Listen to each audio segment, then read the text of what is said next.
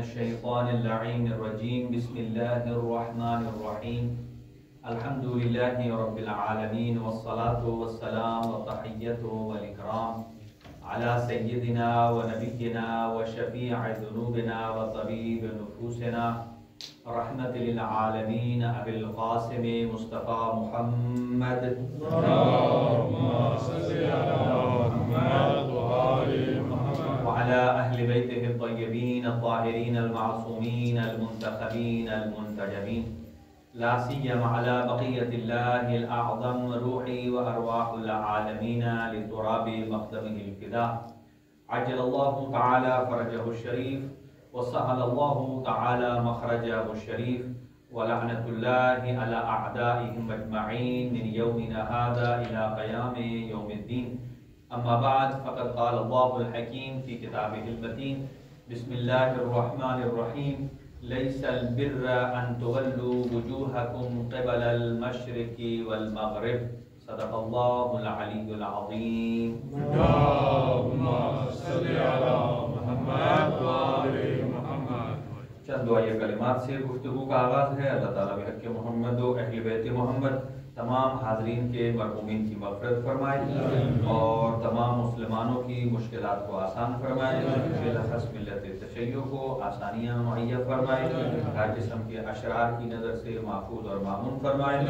مراجع عظام، فقہاء اعظام اور علماء اور فضلاء جو اس میدان میں کوششیں کر رہے ہیں اللہ ان کی زندگیاں دراز فرمائے اور ان کی محنت اور ان کا جو یہ مسائی جمیلہ ہے اللہ ان کو اجر جمیل عطا فرمائے.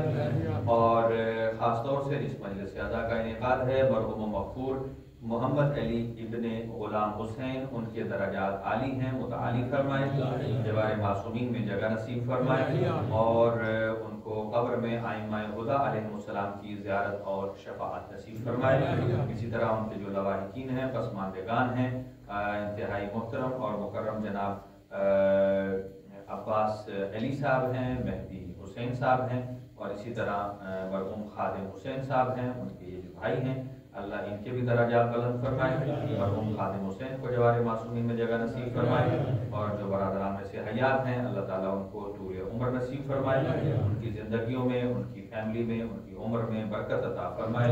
اور مرحوم کے لیے جو قرآن مجید کی تلاوت کی گئی ہے اور جو اذکار کی تلاوت کی گئی ہے ان تمام کا ثواب اور اس مجلس اعزا کا چند احادیث اور آیات کا ثواب مرحوم مغفور محمد علی کے نام اعمال میں درج فرمائے اور ان کے لیے اس کو صدقہ جاریہ قرار فرمائے.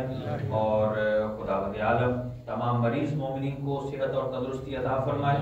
خاص طور سے مہدی بھائی کو اللہ شفاء کلی نصیب فرمائے. شیخ محمد ضامن صاحب ہیں اور عابد کاظمی صاحب ہیں. اسی طرح جملہ اور مومنین ہیں جنہوں نے درخواست سے دعا کی. ایک مومنہ نے درخواست سے دعا کی ہے اللہ ان کو شفاء کلی نصیب فرمائے اور اس دنیا کو عدل و انصاف سے پر فرمائے اور ظلم اور بربریت کا خاتمہ فرمائے اور مظلومین کی مدد فرمائے.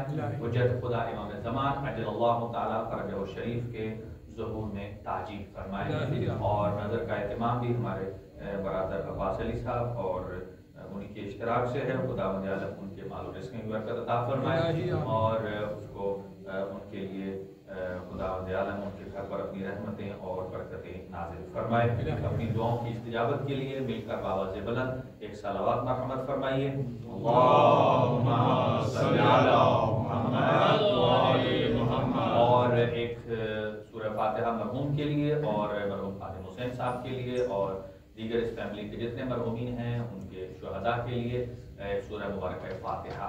بسم اللہ الرحمن الرحیم الحمدللہ رب العالمین الرحمن الرحیم مالک یوم الدین ایاک نعبد و ایاک نستعین اهدنا الصراط المستقیم صراط الذین انعمت علیہم غیر المغضوب علیہم ولا الضالین. اللهم اجعلهم عندك في اعلى عليين واخلف على اهلهم في الغابرين وارحمهم برحمتك يا ارحم الراحمين. اللهم صل على محمد.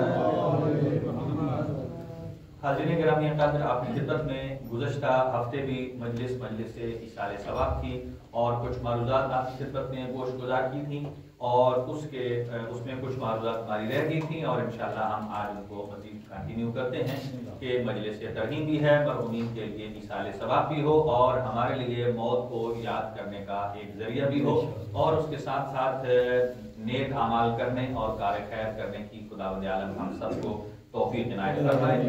तो आपकी खिदमत में जिस आयत मजीदा को पेश किया उसका तर्जुमा करने से पहले इमाम हसन मुज्तबा अलैहिस्सलातु वस्सलाम का एक फरमान है, ज़ीशान है, एक सलवात पढ़िए। अल्लाहुम्मा सल्ली अला मुहम्मद व आले मुहम्मद। आप इरशाद फरमाते हैं कि हर ताकतवर के ऊपर एक ताकतवर है, क्योंकि इस दुनिया में सारी लड़ाई ही किस पर है? ताकत। और अगर किसी को पता चल जाए कि ताकत फलां चीज में है तो उसको हासिल करने में रात नहीं गुजारता, वो कहते हैं फटाफट मुझे हासिल हो, तो चाहे वो किसी भी एतबार से ताकत का हुसूल हो वो इंसान कोशिश करता है कि उसे हासिल करे। इमाम हसन मुज्तबा अलैहिस्सलाम ने फरमाया है, ये ना समझे कि जो वो हासिल कर ले वही ताकत है, बल्कि अल्लाह ने जैसा कि कुरान मजीद इरशाद फरमाता है कि हर साहिब इल्म के ऊपर एक साहिब इल्म अल्लाह ने रखा है। इसीलिए कोई आदमी अगर कहे मैं अक़्ल कुल हूं, मुझसे बड़ा किसी के पास इल्म नहीं है, तो कुरान मजीद के बकौल ये सबसे बड़ा झूठा आदमी है, क्योंकि अल्लाह ताला ने फरमाया हर साहिब इल्म के ऊपर एक साहिब इल्म है। जब एक आसान सी मिसाल देता हूं, जब अल्लाह ने अपने कलीमुल्लाह नबी के ऊपर एक खिज़र रखा है, मुअल्लिम हजरत मूसा कलीमुल्लाह है ना, जब उन्होंने फरमाया या अल्लाह तेरा बड़ा शुक्र है, तूने मुझे शरीयत दी है, तूने मुझे किताब दी है, तूने मुझे कलीमुल्लाह बनाया, मेरे साथ बड़े तूने एहसानात किए हैं, बड़ा तेरा शुक्र अदा करता हूं। अल्लाह रब्बुल आलमीन ने फरमाया ये कोई बड़ी बात नहीं है, शुक्र अदा न कीजिए, कलीमुल्लाह की मंजिल पर ये नहीं है कि आप आखिरी मंजिल पर पहुंच गए हैं, नहीं, कमाल तब है कि जब मेरे एक अब्द सालेह के पास जाकर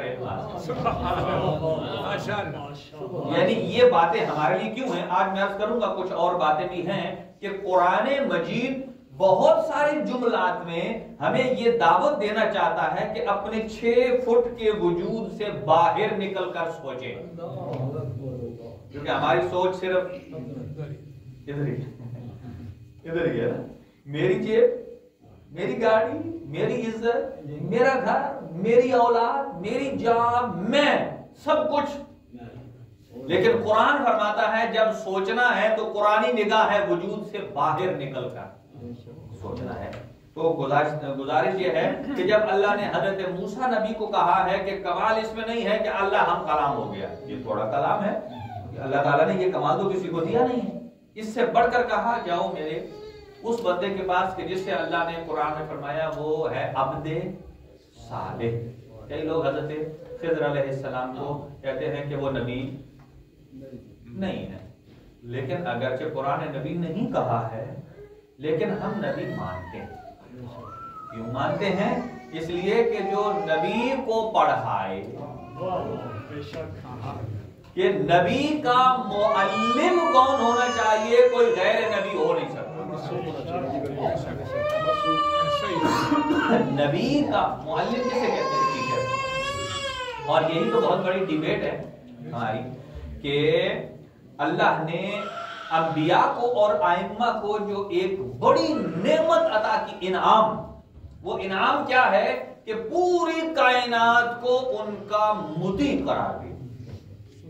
पूरी कायनात को कहा कि आपने अपने जमाने के नबी की इताअत करनी है, अपने जमाने के मासूम की इताअत करनी है, अपने जमाने के इमाम की इताअत करनी है, और इताअत भी कुछ परसेंटेज में नहीं,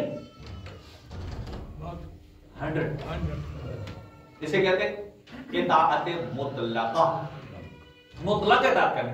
तो जिसकी इताअत की जाती है डेफिनेटली उसको हमसे अफजल होना चाहिए, वरना इताअत कभी भी 100% नहीं हो सकती। अगर किसी एक चीज में हम कहें, जैसा कि कई लोग कहते थे नबी पाक सल्लल्लाहु अलैहि वसल्लम को, हमारे पास माल ज्यादा है, आपके पास क्या? यानी वो एक चीज में ये जतलाना चाहते थे कि हम आपसे ऊपर हैं। ہم آپ سے، لیکن اللہ نے کیا کمال دکھایا کہ ایک خاتون ایسی عقد میں دی ہے پہلی کہ جن کے عقد میں آنے کے بعد اب لوگوں نے اپنی جو تانے اور تشنیج ہے اس کا تیر اس کی طرف نہیں کیا جو کہتا تھا میرا مال نبی سے زیادہ ہے، اب پھر نبی کی طرف لے آئے، اور وہ کیا کہ نبی نے مال کے لالچ کی وجہ سے شادی کی، آپ کدھر جائیں گے؟ یعنی بجائے یہ کہیں ظاہر بیوی کا مال شوہر کا مال ہے، اور بیوی نے تو خود دے بھی دیا تھا کہ اس کے بعد اب میرا کوئی حق نہیں ہے، یہ آپ کا حق ہے، بجائے یہ کہیں کہ یا نبی اللہ ہم جو کہتے تھے اب آپ سے بڑے مالدار ہیں، اب ہم سرنڈر کرتے ہیں، آپ سب سے بڑے مالدار ہیں، اب اس کے باوجود بھی کہتے تھے، اب تانے کا دوسرا رخ آ گیا کہ اب آپ نے شادی ہی اس وجہ سے کی ہے چونکہ ان کے پاس اللہ نے حضرت خدیجہ الکبریٰ کے صدقے میں پاک پیغمبر کو مالی برتری عالمین پر عطا کی ہے کہ جو آج تک اس کا کوئی جبران نہیں کر سکتا۔ لہذا تو عرض یہ ہے کہ حضرت خضر جو ہے اگر موسیٰ علیہ السلام ان کے پاس پڑھنے گئے تھے یا اللہ نے کہا جاؤ، اس کا مطلب یہ ہے کہ وہ ان سے کچھ زیادہ رکھتے تھے، تو تب تو ان کے پاس سیکھنے گئے، اور اگر کم از کم برابر بھی ہو تو نبی کہہ سکتے تھے موسیٰ یا نبی اللہ میرے پاس بھی 50 کتابوں کا علم ہے، اس کے بعد 50 تو کیا سیکھوں سے؟ حضرت موسیٰ چون چران کر کے چلے بھی گئے۔ آگے کہانیاں اور ہے، نبی ہے، اس کی طرف نہیں جانا۔ جو مجھے عرض کرنا ہے وہ یہ ہے کہ اللہ کا نبی ہو، امام ہو، راہبر ہو، معصوم ہو، اطاعت مطلقہ ہے، اور ہر طاقت کے اوپر ایک طاقت ہے، جیسے ہر صاحب علم کے اوپر ایک صاحب علم رکھا ہے، تو ہر صاحب طاقت کے اوپر ایک طاقت ہے۔ اب دیکھیں مثال امام حسن مجتبی علیہ السلام کا فرمان میں دنیا کی سب سے سخت چیز کون سی؟ چلو ہم امام حسن علیہ السلام کے بقول ہم پتھر کو لے لیتے ہیں، یعنی یہ سمجھانے کے لیے انہوں نے کہا ہے کہ سب سے سخت چیز کون سی ہے؟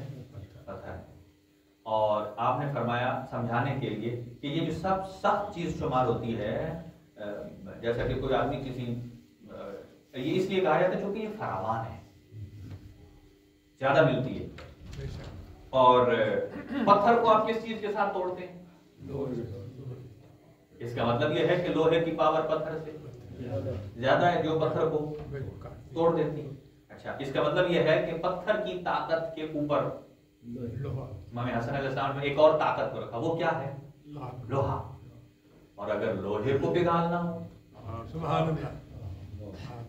کیا ہے؟ آگ ہے، اس لیے کہ اس کی پاور آگ کی زیادہ ہے کہ جو اس لوہے کو جو آگ کو اس کو پتھر کو توڑنا تھا اس کو بھی پگھال دیتی۔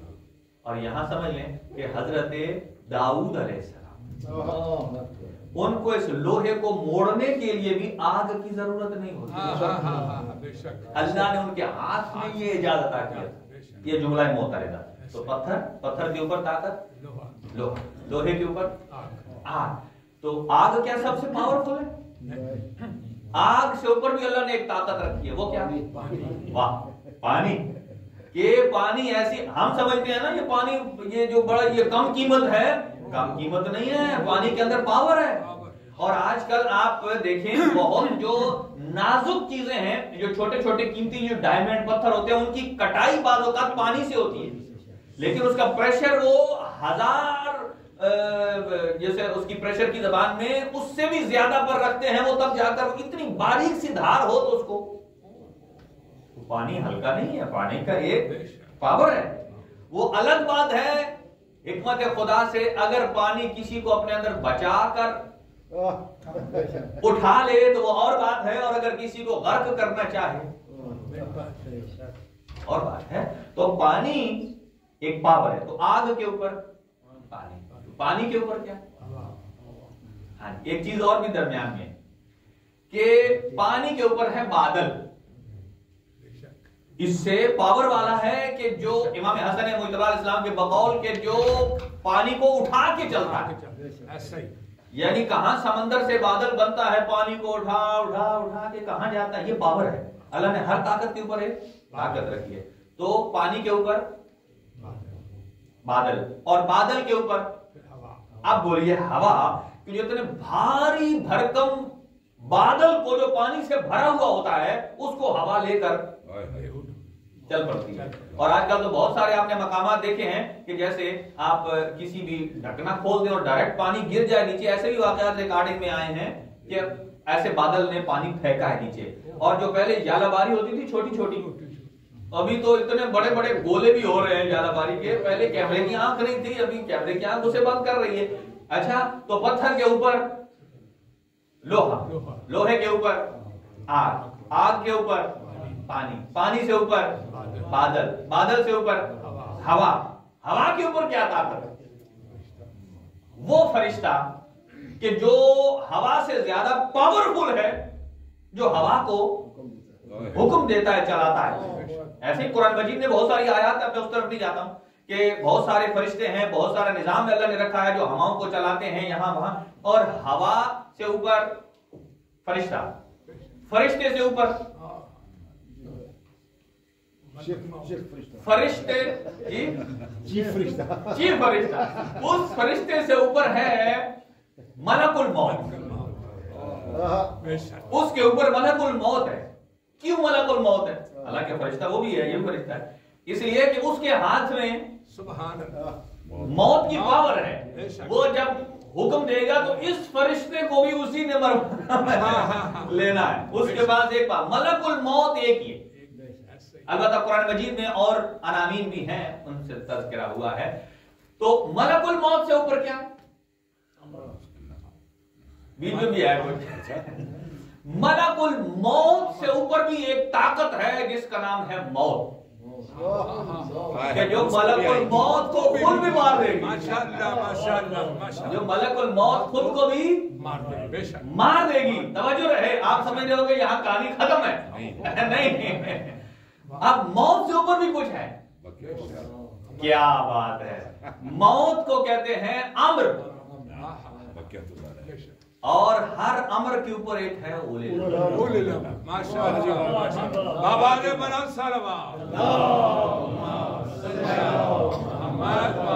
तो हर मौत अमर है, और अमर के ऊपर है उलिल अमर का अमर होगा तो किसी को हयात मिलेगी, किसी को ममात मिलेगी। अब इसके बहुत सारे वाकयात हैं, आप कहेंगे तो उनकी तरफ मैं निकल जाऊंगा, बहुत दूर हो जाएगा। तो अर्ज करने का मतलब यह है कि ये 10 पावर्स हैं, उनमें से 10वीं का नाम मौत है। हमारी जब मौत आती है तो इसका मतलब यह है कि हम कहां आ गए? हम मलकुल मौत के नीचे आ गए। लिहाजा वहां और उसके नीचे जितनी ताकतें हैं, अल्लाह ताला कुरान मजीद में क्या फरमाता है? सुब्हानल्लज़ी सख्खरा लकुम मा फिल अर्ज़। अल्लाह ने तुम्हारे लिए जमीन और आसमान में जो कुछ है मुसख्खर कर दिया। मुसख्खर कर दिया क्या मतलब? यानी जैसे चाहे उसे इस्तेमाल करो। आज आप पानी को जैसे चाहे इस्तेमाल कर। अभी तो मसनूई बादल बना दिए, मसनूई बारिशें बरसाते हैं आप। अब तो मसनूई सूरज आ गया, चाइना ने बना दिया जी, चाइना ने रात में बना दी, मसनूई बारिश भी हो गई है। बल्कि अभी और बहुत सारे लोहा आप अपनी मर्जी से उसमें ढाल लेते हैं, बल्कि उससे क्या कुछ आपने निकाल लिया। यहां तक कि पेट्रोलियम की मसनूआत से लिबास बनना शुरू हो गया, कपड़े। ये पॉलीथीन क्या है? ये पॉलिस्टर क्या है? ये जो आपके कपड़े होते हैं जो जल्दी से वो बिजली बना देते हैं, वो बिल आकर बेसिकली उनका जो माखज़ और मबदा है वो पेट्रोलियम मसनूआत है। उनमें से अल्लाह ताला की जात ने तमाम कुछ इंसान के लिए मुसख्खर कर दिया। तमाम चीजें कायनात की इंसान के अंडर है, और इंसान के ऊपर एक मौत है, मलकुल मौत है कि जो रूह कब्ज करता है। तो हम पहुंच जाते हैं उलिल अम्र के पास, साहिबे अम्र के पास पहुंच जाते हैं। लिहाजा ये कुछ चीजें हैं जो अर्ज कर रहा हूं आपकी खिदमत में। फिर कुछ हमने गुज़श्ता हफ्ते अर्ज की थी, और कुछ फिकी सवाल भी हैं, कुछ बच्चों ने सवाल किए हैं। तो चूंकि आजकल हमारे बच्चे जो छोटा मोटा सवाल होता है ना, वो फटाफट चैट जीपीटी से निकाल लेते हैं। एक बच्चे ने सवाल किया कि मैंने चैट जीपीटी में ये डाला, उसने तो गलत बताया। इसका मतलब क्या? इसका मतलब क्या है कि हमें میرے خیال ہے اس نے بھی چیٹ جی پی ٹی کی آواز ڈپٹی بیٹھے ہوئے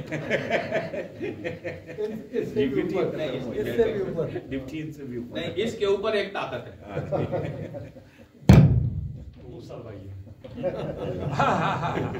اس کے اوپر تو دوسرا اسپیکر ہے. صلوات اللہ.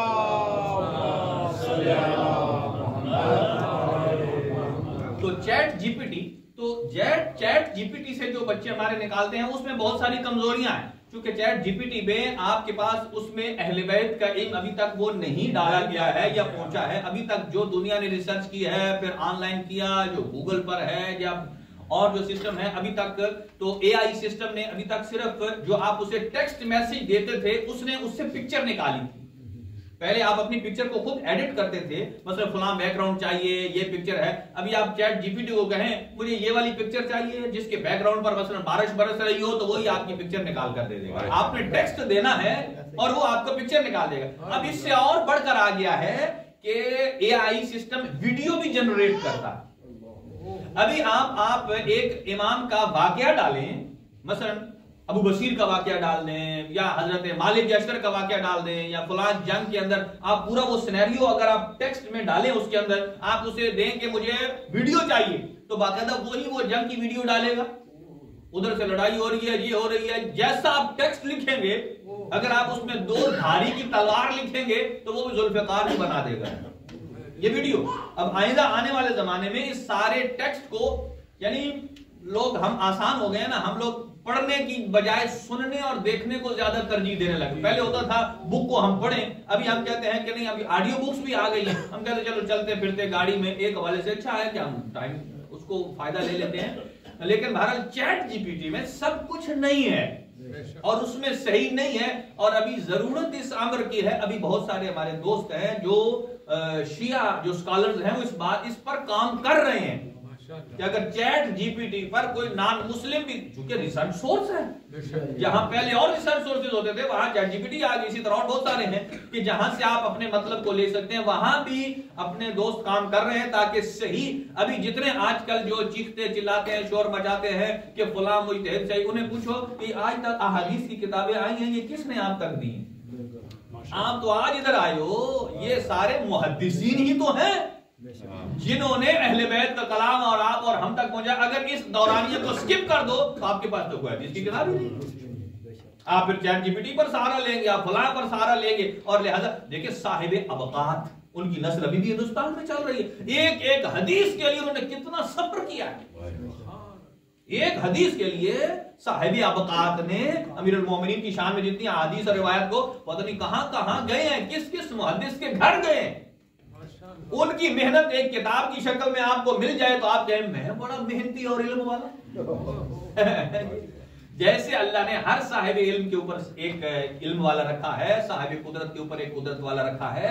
لہذا ایک نوجوان نے پوچھا ہے کہ ہم چیٹ جی پی ٹی میں، تو اس کو بھی ایک سوال ہے، بعد میں عرض کرتا ہوں آپ کی خدمت میں، کہ کچھ گزشتہ عرض کی تھی چیزیں آپ کی خدمت میں، اور ابھی جو عرض کرنا چاہتا ہوں کہ آج کا جو نوجوان ہے کہ وہ کیا کیا استعمال کرے، اپنے زمانے میں کون کون سی چیزوں کو یوز کرے تو وہ بچ سکتا ہے. تو گزشتہ ہم نے 5 پوائنٹ عرض کیے تھے. لاسٹ ایک، اپنا عقیدہ مضبوط رکھنا، دوسرا اپنی عقل، ہر وہ چیز جو عقل کو نقصان دیتی ہے، چاہے وہ نشہ ہے، چاہے وہ شراب ہے، چاہے کوئی اور چیز ہے، وہ چیز اللہ نے حرام اسی لیے قرار دی ہے تاکہ انسان کی عقل محفوظ ہے. اسی طرح انسان کی جان ہے، جان کی حفاظت، اسی طرح مال ہے، اور اس کی طرح لاسٹ ہے عزت اور آبرو. عزت اور آبرو اتنی چیز ہے، اللہ نے بہت سارے احکامات اس پر بنائے ہیں. ابھی ایک اور آیت آپ کی خدمت میں پڑھتا ہوں. ارشاد خداوندی ہے کہ لیس البر ان تولوا وجوہکم قبل المشرق والمغرب. یہ آیت میں نے اس لیے انتخاب کی ہے،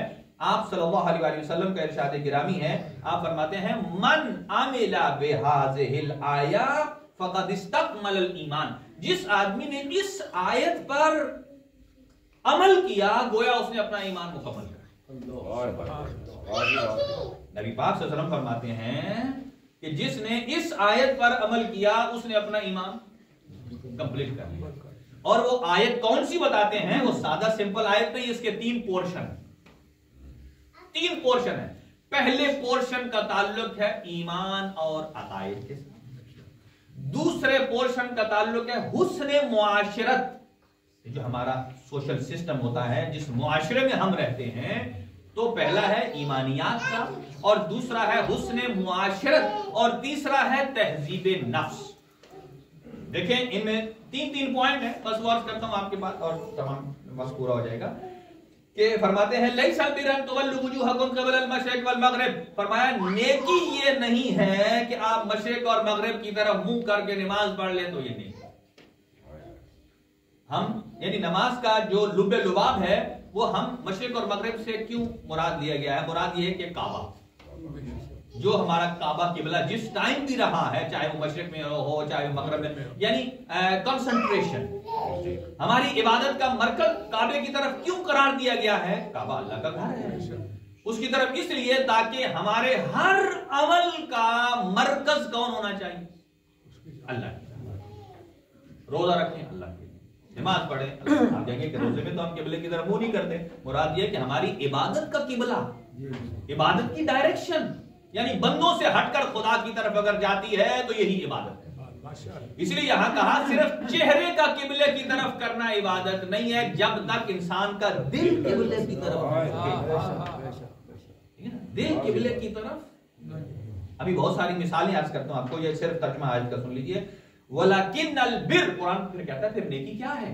وَلَكِنَّ الْبِرُّ مَنْ آمَنَ بِاللَّهِ، نیکی یہ ہے کہ انسان اللہ پر ایمان لے آئے، پہلی بات اللہ پر ایمان لے آئے، وَبِالْيَوْمِ الْآخِرِ، اور قیامت پر ایمان لے آئے، تیسرا وَالْمَلَائِكَةِ، اور کس پر ایمان لیا؟ فرشتوں پر ایمان لیا، وَالْكِتَابِ، کتاب، ہر زمانے کی اپنی کتاب، ہماری کتاب قرآن مجید ہے، وَالنَّبِيِّينَ، انبیاء کرام علیہ السلام۔ اب آپ کہیں گے امامت نہیں ہے، بھائی نبی پر ایمان لانا، ما جاء بہ محمد المصطفیٰ، جو کچھ محمد مصطفیٰ پر اللہ نے بھیجا ہے، ان بھیجنے میں سے ایک چیز نماز ہے، ایک روزہ ہے، اور ایک چیز ہے امامت۔ یہ امامت بھی وہی ہے کہ جو نبی مکرم صلی اللہ علیہ وسلم پر اللہ تعالیٰ کی ذات نے بھیجی ہے۔ اب نبی پر ایمان مکمل ہے تو آٹومیٹکلی امامت پر ہے، جیسے نماز پر ہے، روزے پر ہے، حج پر ہے۔ یہ پہلا پورشن ہے ایمانیات کا۔ دوسرا سنیے، دوسرا کیا ہے؟ وَآتَ الْمَالِ، مال عطا کرنا۔ کسے عطا کرنا؟ وَآتَ الْمَالَ عَلَى حُبِّهِ ذَوِي الْقُرْبَى، اپنے رشتہ داروں کو عطا کرنا، لیکن اپنے رشتہ داروں کو سیلفی کے لیے نہیں، عَلَى حُبِّهِ، عَلَى حُبِّهِ کا مطلب کیا ہے؟ کہ معاشرت کرنی ہے اللہ کی محبت میں، نہ کہ سوشل میڈیا کی محبت میں۔ وَالْيَتَامَى، اور یتیموں کو، یتیم دو قسم کا ہے، ایک ماں باپ کے نہ ہونے والا یتیم ہے، اور ایک وہ جو علوم محمد و آل محمد سے محروم ہے، اسے کہتے ہیں یتیمان آل محمد، یتیمان آل محمد۔ اسی لیے کئی افراد ایسے ہیں وہ کہتے ہیں کہ یتیمان آل محمد پر زیادہ حق ہے۔ ایک ہو سکتا ہے بچہ ہے جس کے ماں باپ بھی نہ ہو اور ادھر سے وہ یتیمان آل محمد ہو، تو اس میں دونوں چیزیں جمع ہو گئی، لہذا۔ اور اگلا جملہ فرمایا والمساکین، جو مساکین لوگ ہیں، وابن السبیل، جو راستے کے بیٹے ہیں۔ راستے کا بیٹا مطلب یہ اپنے زمانے میں ٹھیک تھا، راستے میں گیا کہیں سے ہاتھ ہو گیا، والسائلین، اور سوال کرنے والے، وفی الرقاب، اور غلاموں کو آزاد کرنے والے۔ لہذا یہ دوسرا پورشن تھا۔ اب تیسرا آ جائیں، یہ تھا حسن معاشرت کا، جس کا تعلق انسان کا اپنے قریبیوں کے ساتھ ہے۔ اور تہذیب نفس کے لیے کیا ہے؟ اقام الصلاۃ، پہلی نماز، وآت الزکات، زکات ادا کرے، والموفون بعہدہم، جب کسی سے وعدہ کرے تو اس وعدے کو پورا کرے، یہ تہذیب نفس میں آتا ہے۔ اور کب؟ اذا عاہدوا، جب لوگوں سے وعدہ کرو، والصابرین، صبر کرنے والا ہو، فی البأساء والضراء وحین البأس، چاہے تنگی ہو، چاہے مصیبت آئے، چاہے میدان میں ہو، ہر جگہ صبر کرنے والا ہو۔ تو قرآن کہتا ہے اولئک الذین صدقوا، یہی وہ سچے لوگ ہیں، واولئک هم المتقون، اور یہی متقین۔ تو کتنے پورشن ہو گئے؟ تین۔ پہلا پورشن ایمانیات سے، दूसरा हुस्न मुआशरत का है, और तीसरा तहजीब नफ्स का है। आपने फरमाया जो मन आमिल बिहाज़िल आयत, ये नहीं कहा जो इस आयत के पहले पोर्शन पर अमल करे और वो कहे कि मैं ईमान मुकम्मल हो गया। यही है जो दूसरे पोर्शन को कहे पहले और तीसरे को छोड़ दे। कोई कहे नहीं मैंने तहजीब नफ्स कर ली, मेरा रिश्तेदारों से क्या है ताल्लुक, वो दुरुस्त नहीं है। जब तक आयत के तीनों पोर्शंस पर अमल नहीं होगा तब तक ईमान मुकम्मल नहीं होगा। अब आ जाइए आगे, टाइम चूंकि थोड़ा है, मैं 3-4 सवालात अर्ज करना चाहता हूं आपकी खिदमत में और फिर उनका हम जवाब देते हैं कि कौन कौन से ऐसे अनावीन हैं कि अब हमारे एक बहुत बड़े आलिम दीन हैं, उनसे ये सवाल हुआ। उन्होंने कहा कि तालीम और तरबियत, किसी ने कहा कि ये लाजिम और मलजूम है, जब तक तालीम नहीं होगी तो आदमी तरबियत नहीं कर पाता। उन्होंने फरमाया नहीं, तालीम और तरबियत लाजिम और मलजूम नहीं, अलबत्ता मददगार जरूर है तालीम तरबियत, लेकिन इसका मतलब यह भी नहीं है कि एक आदमी अगर स्कूल नहीं गया तो वो तहजीब याफ्ता ही नहीं हो सकता। और तहजीब जरूरी नहीं है कि उर्दू जबान में तहजीब हो, पंजाबी में भी तहजीब, इंग्लिश में भी तहजीब है, फ्रेंच में भी तहजीब है, हर एक चीज के अलग अलग वे हैं। तो वो कहते हैं नहीं, तालीम जरूरी है, लेकिन ये तालीम बहर सूरत तहजीब के लिए जरूरी नहीं है। बाज़ औक़ात तहजीब इंसान के साथ हो सकती है। और जैसा कि मिसाल देते हैं, अबू अली सीना वो कोई बद तहजीबा था या तहजीब वाला था? बहुत बड़ा स्कॉलर था, इस पर फिल्में भी बनी अबू अली सीना पर। इसी का एक हम असर जमाने का इस आदमी ने किताब लिखी थी, मोरल्स, अखलाक पर एक किताब लिखी है जिसका नाम है इब्ने मस्कोए, उसने किताब लिखी है। जब उनके साथ इनका कुछ बहस और तकरार हुआ तो अबू अली सी ने थोड़ा गर्म होकर ऐसे जुमले कह दिए कि जो एक शिया स्कॉलर या मुसलमान स्कॉलर के शयान शान नहीं थे। अब उसने आगे से, चूंकि वो गैर मुस्लिम था, उसने आगे से जवाब तो नहीं दिया कि तू ऐसा है, उसने अपनी किताब लिखी और उसमें ये वाकया लिख दिया। अब उसने कहा देखो मुझे बताओ कि ये अगर जुमले कोई कहे तो वो तहजीब याफ्ता है या, अब उसने ये भी नहीं कहा कि बद तहजीब है, उन्हें ऑप्शन दे दी तहजीब याफ्ता है या नहीं, तहजीब याफ्ता है या नहीं है। ये खुद एक बहुत बड़ा साइन है कि हर आदमी चाहे कोई भी लैंग्वेज बोलता है, वो उसकी जुबान के नीचे उसका अदब छुपा हुआ है, तहजीब उसके अंदर है, उठने की, बैठने की, सब कुछ। और अगली बात आपको बताता हूं कि एक मिसालें देते हैं, उसकी एक और मिसाल वो देते हैं कि कहा कि बाज़ औक़ात ऐसा होता है कि आदमी तालीम याफ्ता नहीं होता लेकिन तहजीब उसके अंदर होती है। इसका मतलब ये नहीं है कि तालीम के न होने से वो तहजीब को सीखने में बिल्कुल ही सिफर के दर्जे पर चला गया, वो नहीं। वो कहते हैं बाज़ औक़ात ये है, उन्होंने 2-3 मिसालें दी हैं कि फिर कहते हैं कि लोग ईंट की मिसाल देते हैं, हमारे यहाँ लोग ईंट की मिसाल देते हैं, देखो ना किसी दीवार की ईंट खराब है तो वो दीवार शुरू तक बोलिए टेढ़ी है। वो कहते हैं भाई ये चलो ईंट की आप मकान से मिसाल दे दें, लेकिन इंसान से मिसाल देना ये रेलिवेंट नहीं है, इररेलेवेंट है। क्यों? कहा आपने इंसान को ईंट से मिला दिया, कहा ईंट तो जामिद चीज है, अगर वो दीवार खराब हुई है पहली ईंट से तो वो कसूर ईंट का नहीं है। किसका कसूर है? उस मेमार का कसूर है जिसने ईंट लगाई है। लिहाजा लेकिन उसमें और इंसान में बड़ा फर्क है। कहा इंसान अगर पहली जिंदगी में खराब हो भी जाए, बुरे रास्ते पर चला भी जाए, तो आप क्या उससे ये एक्सपेक्ट करते हैं ये आखिरी जिंदगी तक ईंट की तरह रहेगा? नहीं, सुधर सकता है किसी वक्त भी, जिंदगी के आखिरी लम्हे में भी इंसान सुधर सकता है। और उसकी मिसाल वो देते हैं हजरत हुर्र इब्न यजीद रियाई। अगर आप ईंट की मिसाल दें जो दुश्मन का सिपह सालार है तो फिर ईंट तो टेढ़ी सीधी होनी नहीं चाहिए, लेकिन कर दी तो किसने? हुसैन। इसीलिए कहते हैं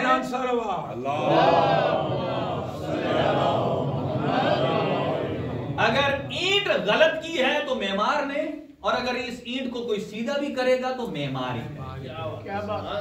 तो यहां कहते हैं कि अगर इंसान को भी इब्तिदाई दौर में किसी ने टेढ़ा किया है तो गलत मेमार ने किया, तो उसे गलत बंदा مل گیا تھا جو اسے اہل بیت سے ہٹا کر لے گیا دوسری طرف.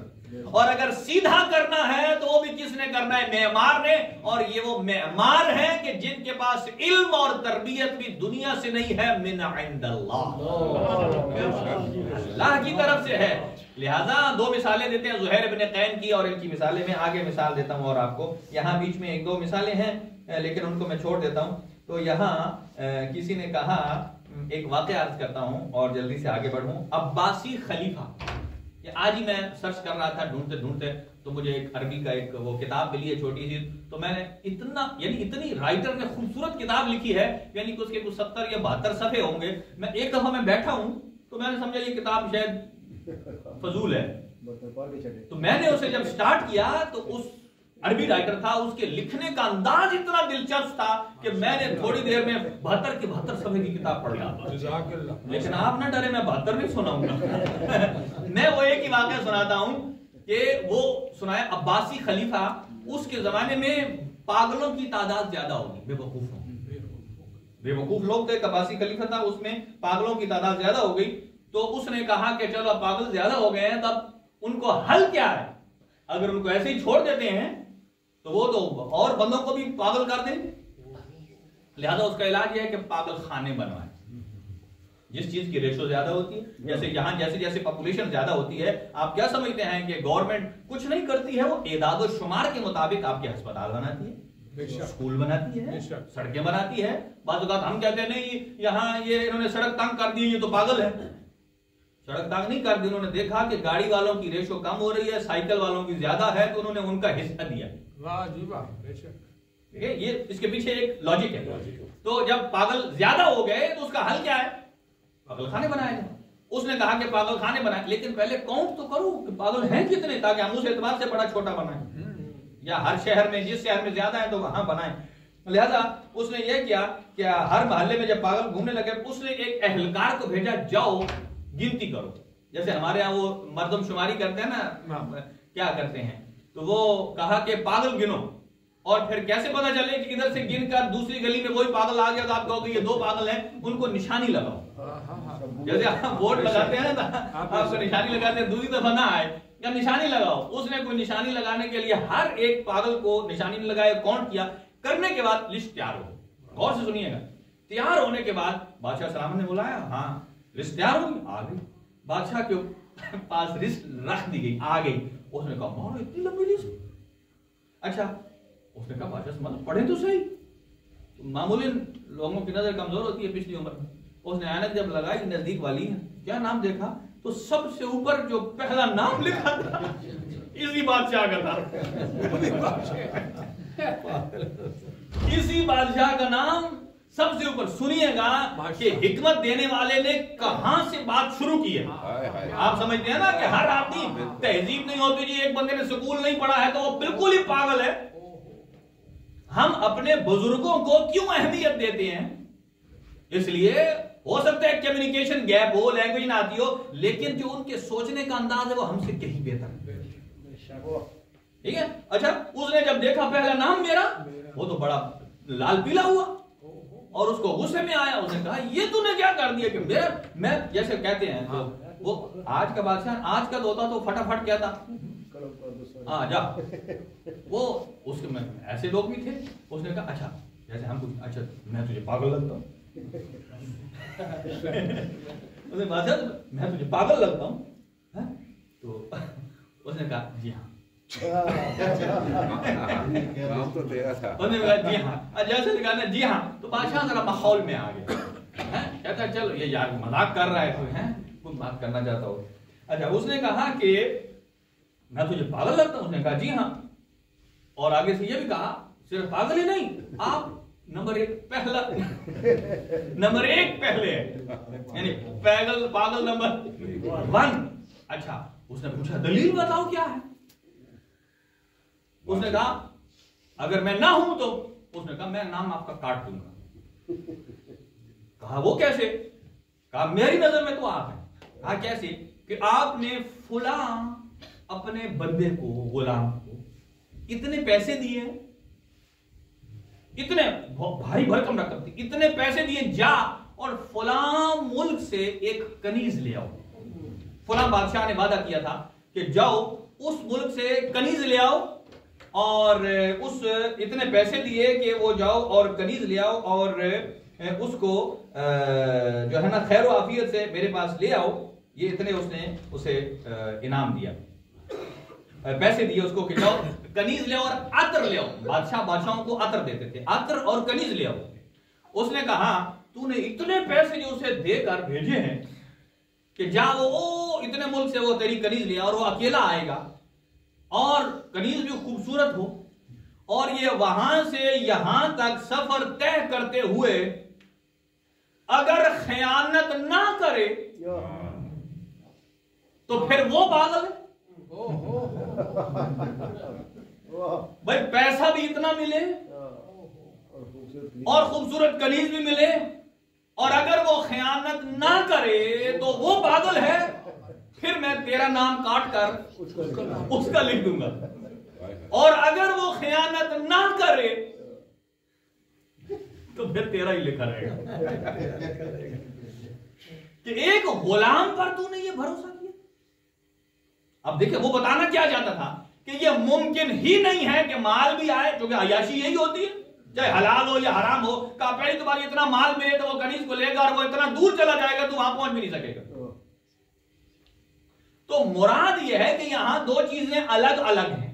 اس سمجھانے والے نے بھی اسے سمجھا دیا کہ تو نے جس پر بھروسہ کیا ہے یہ پاگل پن ہے, یہ ایمان نہیں ہے. پاگل پن. تو ہم جس پر بھروسہ کرتے ہیں, جو جس سے ہم اپنا معیار سمجھتے ہیں, ہمیں اس معیار پر بھروسہ کرنا چاہیے کہ جو دین میں کبھی خیانت نہیں کرتا,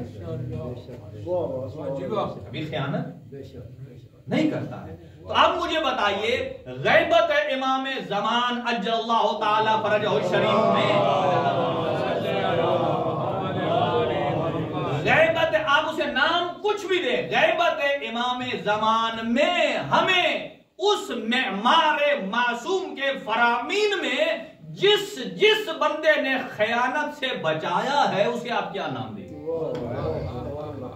جس نے بھی آج سے نہیں 329 ہجری سے لے کر آج تک 1445 تک کتنا ٹائم گزر گیا, آپ اور میں تو کل آئے ہیں.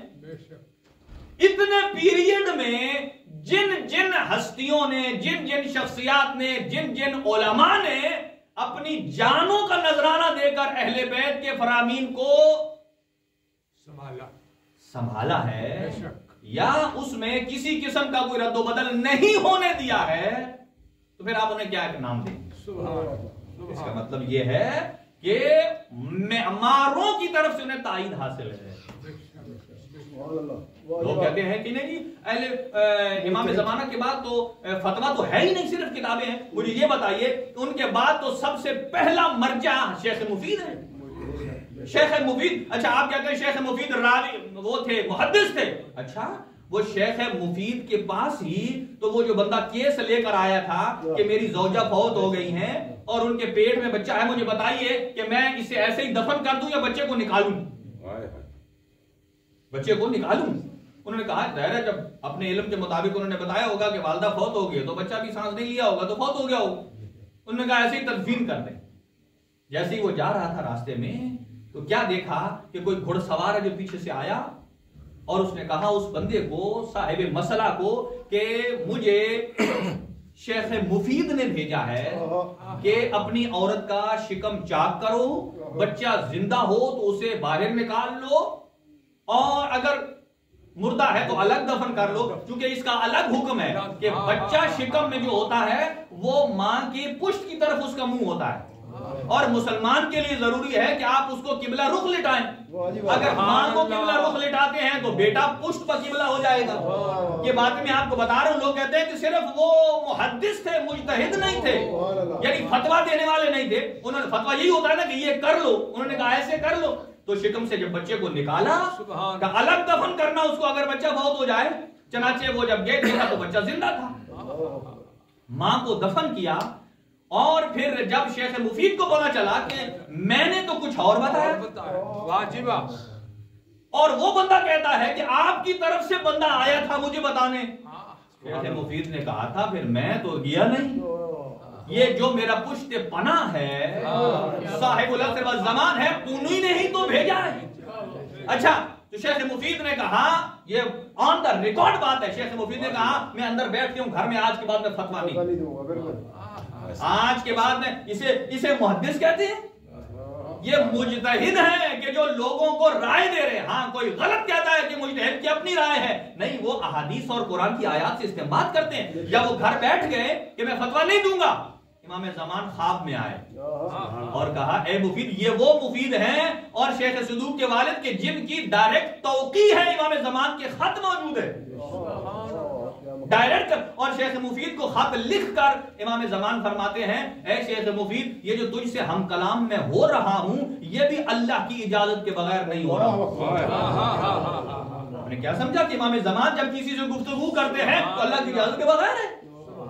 کہا کہ جو میں تجھ سے ہم کلام ہو رہا ہوں یہ بھی اللہ کی اجازت سے بغیر نہیں ہے. تو آئے تو کہا اے شیخ مفید تو کیوں ہاتھ پہ ہاتھ رکھ کے بیٹھ گیا, کیوں نہیں فتویٰ دیتے؟ کہا میرا فتویٰ غلط ہو گیا.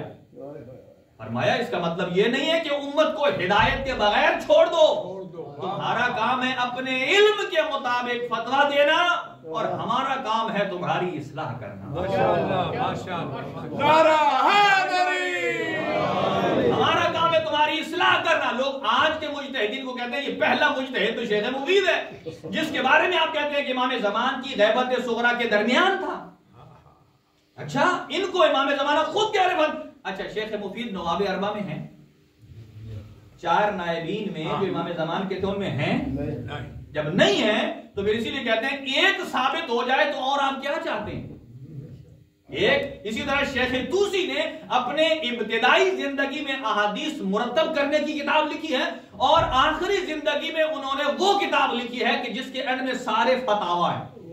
اور فتاوی ہوتے ہیں اجتہاد میں. اجتہاد اپنی ذاتی رائے نہیں ہوتی, اپنی عقل کا نام اجتہاد نہیں ہے. اہل بیت کے فرامین کے اندر سے جو حکم شریعت نکلتا ہے اس کا نام فتویٰ ہے. اچھا اگر عقل سے کام نہ لینا ہوتا, جو لوگ کہتے ہیں بھائی حدیث کی کتابیں کافی ہیں, ان سے پوچھو الکافی کے اندر ایک بہت بڑا باب ہے العقل والجہل.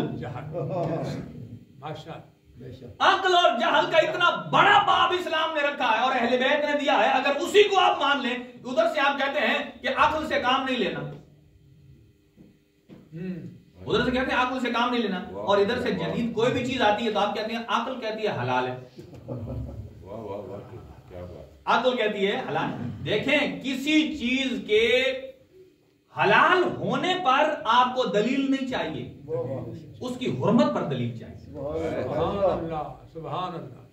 جیسا کہ سگریٹ ہے دنیا میں, چاہے وہ آج کو ڈیجیٹل سگریٹ آ گیا, کل کو کوئی وائی فائی سگریٹ بھی آ جائے, کوئی ایسا بھی بن جائے کہ آپ سوچیں اور آپ کو محسوس ہو کہ آپ سگریٹ پی رہے ہیں, فلاں ٹیسٹ آ رہا ہے, جو بھی ہو آپ اس کو یوز کر سکتے ہیں ایکسپٹ کہ اس کی حرمت پر کوئی دلیل نہ آ جائے.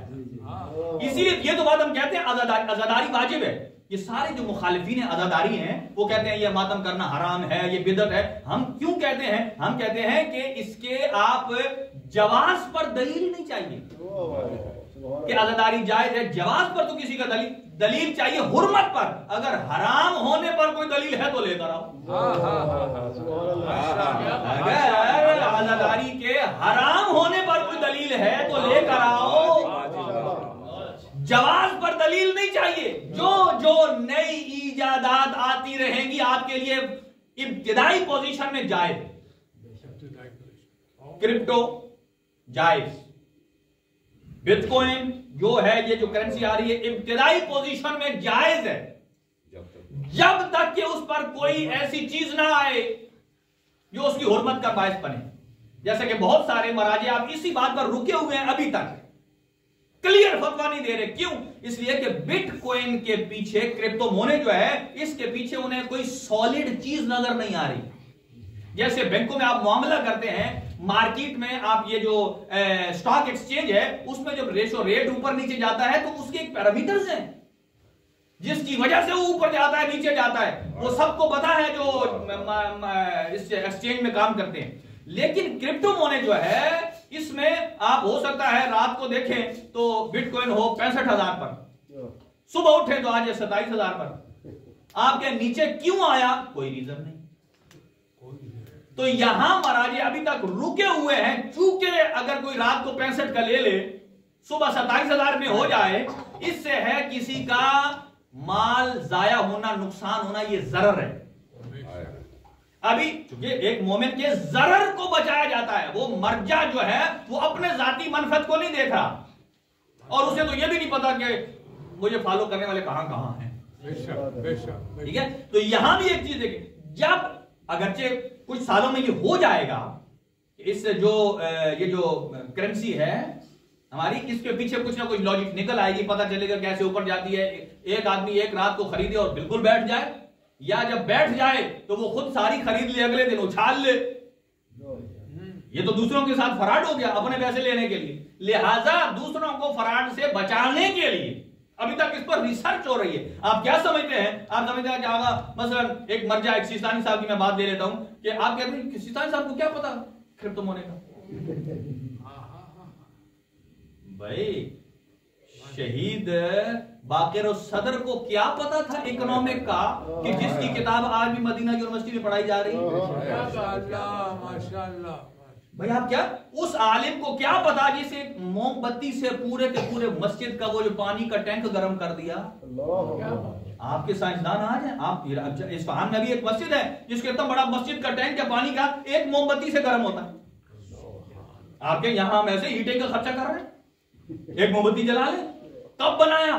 ایک پلر بنایا جسے آپ ہلائیں تو ہلتا ہے، وہ جاپان نہیں ہے، عالم دین نے بنایا. لہذا ان کا ایک پوری ٹیم ہوتی ہے، وہ دیکھتے ہیں، جب تک پورا انالیسس نہ ہو تب تک وہ نہیں اس کو ادا کرتے. لہذا شیخ مفید علیہ الرحمہ وہ ایک مرجع ہیں. اور یہ ایک بات بتاتی ہے کہ صاحب الزمان نے کہا کہ آپ حکم دو، فتوا دو، اگر کہیں غلطی ہوتی ہے تو اصلاح کرنا. اور لوگ اس کو غلط رکھ دیتے ہیں. امام زمانہ نے شیخ مفید کو کہا چل تو غلطی کرتا رہے. بھائی مجھے بتاؤ، امام زمان تو غیبت میں 4 نائبین ہیں نہیں، تو پوری امت بیگانہ، ہر بندے کا اپنا دین. یہاں ہر بندے کا اپنا دین جب ہو جائے، اگر ایک دین کا استوانہ نہ ہو، استوانہ کہتے ہیں پلر، جو دین کو ڈیفینڈ کرے، اگر وہ نہ ہو تو پھر ہر آدمی اپنی انٹرپریٹیشن کرے. لہذا اور ابھی ٹائم تمام ہوا ہمارا. خداوند عالم ہماری ان آرائز کو قبول فرمائے. اور بہت ساری چیزیں ہیں انشاءاللہ اسی سے کنٹینیو ہم اگلے چیٹ جی پی ٹی سے بھی بہت ساری متعلق چیزیں ہیں، اور پھر بہت سارے ایسی چیزیں آ جاتی ہیں سائنٹیفکلی کہ ہمارا نوجوان انہیں سننا چاہتا ہے، سمجھنا چاہتا ہے کہ کیا ہے. کئی لوگ پتہ نہیں ایک سائنسی ایجاد کے پیچھے بھاگ، جیسا کہ ابھی امریکہ میں ایک سورج ہے وہ سال میں ایک مرتبہ ایک گلی میں آ جاتا ہے. جیسے ایک لمبی گلی ہے، اس کے اینڈ میں سورج بالکل ایسے آ جاتا ہے کہ آپ اس کو آنکھ سے دیکھ سکتے ہیں. لوگ سویڈن میں جاتے ہیں 6 وہ دن دیکھنے کے لیے کہ جہاں رات دن ختم ہی نہیں ہوتا، اسے دیکھنے جاتے ہیں. اور ابھی پیچھے اسپین کے اوپر سے وہ کہتے ہیں اتنی تیز دھاری لائٹ گزری ہے، سائنسدانوں نے دیکھا، ہمیں پتہ ہی نہیں چلا. وہ کہتے ہیں یہ شہاب ثاقب کا ایک چھوٹا سا ٹکڑا، اور کتنا بڑا، کتنی تیزی سے گزرا، اسپین کے اوپر لوگوں نے اسے نوٹ کیا. یعنی اصل میں یہ ہے کہ قرآن مجید اور اہل بیت کے فرامین یہ کہتے ہیں کہ انسان اپنے وجود سے نکل کر کائنات کو سوچے. دعا ہے خداوند عالم بیت محمد و اہل بیت محمد ان آیات احادیث کا ثواب برون محفوظ کے نام اعمال میں درج فرمائے، اور ان کے لواحقین اور پسماندگان کو صبر جمیل عطا فرمائے. پروردگار ہمیں اپنی زندگی میں اہل بیت اطہار علیہ السلام کے بتائے ہوئے صحیح طریقے پر چلنے کی توفیق عطا فرمائے. پروردگار ہم سب کو علم و عمل کی توفیق عطا فرمائے، اپنے رب کو راضی و خوشنود کرنے کی توفیق عطا فرمائے. پروردگار ہمارے گزشتگان مرحومین کی مغفرت فرما، ان کے صغیرہ کبیرہ گناہ معاف فرما، اور امام زمان عجل اللہ تعالی فرجہ شریف کے ظہور میں تعجیل فرما. ربنا تقبل دعا منا انك انت السميع العليم بجاه محمد وآله الطاهرين.